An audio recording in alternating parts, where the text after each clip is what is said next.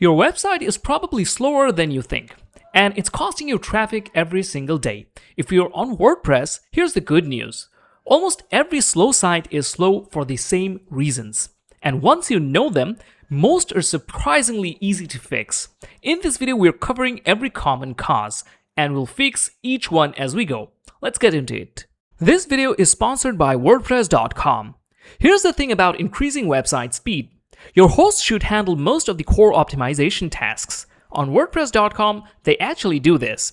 No need to install any plugin for this. Nothing to configure. Fast hosting, caching, a CDN, all included at no extra cost. One bill to cover them all. Rather start fast than fix a slow site? Links in the description. Now back to the video. First up, let's ask the most basic question. Why websites become slow?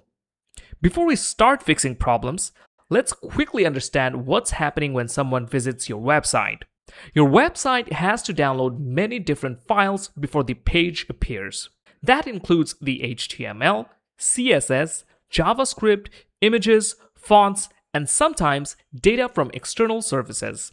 If any of these files are too large or take too long to load, your entire page feels slower. That's why WordPress itself isn't the problem. It's everything working together. Now let's talk about the reasons why your website is slower. Let's start with the foundation of every website, your hosting. Even if your website is perfectly optimized, slow hosting can delay every page requests. You can often see this in performance tools like Google Page Speed Insights or GTmetrix, where a slow server increases your initial response time. Choosing reliable hosting makes a huge difference because the server is responsible for generating every page before it's sent to visitors.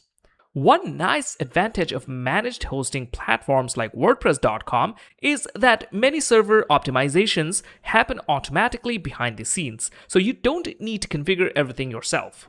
Next reason why your website is slow is probably because of large images. Modern smartphones can take photos that are several megabytes in size. Uploading them directly to your website forces visitors to download much larger files than necessary.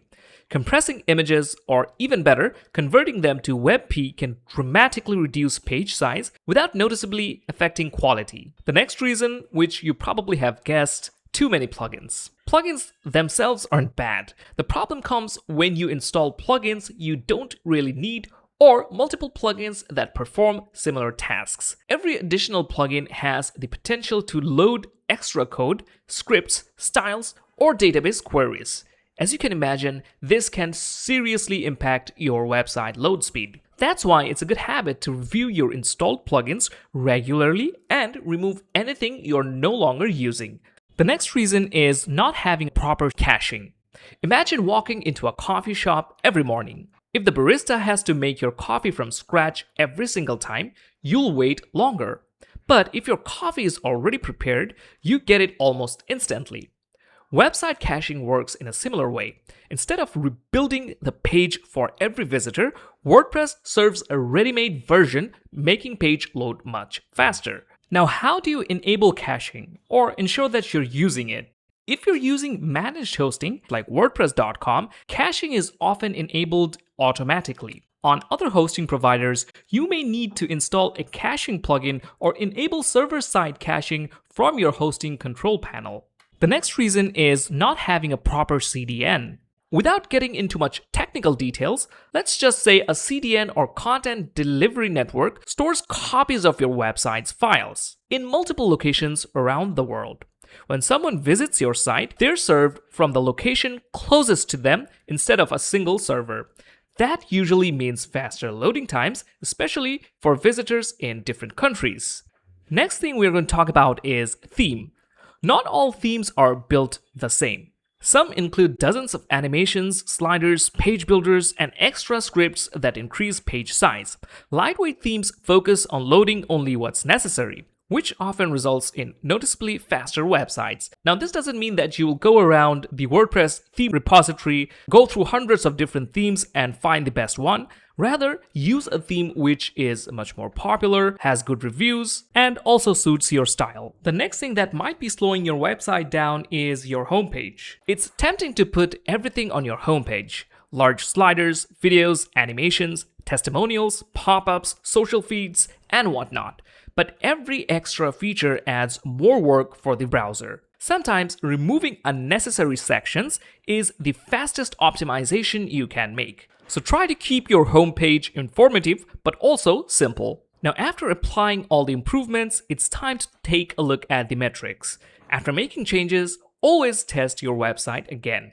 Google Page Speed Insights give you a good overview of your website's performance. Instead of chasing a perfect score of 100, focus on whether your website actually feels faster for visitors. Throughout this video, we have talked about hosting, caching, CDNs, updates, and overall website optimization. If you'd rather spend your time creating content instead of configuring all of these technical features yourself, WordPress.com includes many of these performance optimizations as a part of its managed hosting experience. That means less time maintaining your website and more time focusing on what matters most: your content. Now let's do a quick recap. First, choose reliable hosting. Remember, no matter how much optimization you make to your website, if you have a mediocre hosting, you won't have a fast website. Second, optimize your images. Images can be very large, so before you upload, make sure to convert them into smaller sizes so that they can load up faster on your server. Third, remove unnecessary plugins. If you're not using any plugins, simply remove them. They can improve your speed a lot. Use caching. This can increase the speed of your website significantly. The fifth point, CDN. Content Delivery Network can improve your speed by a lot, so take advantage of it. 6.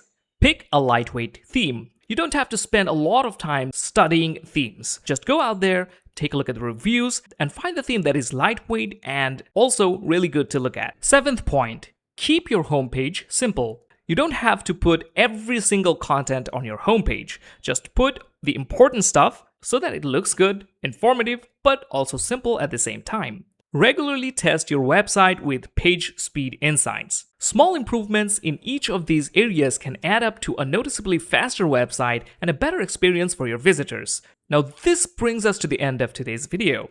If you found this video helpful, give it a like and subscribe to the channel for more helpful videos such as this one. Thank you for watching. See you next time.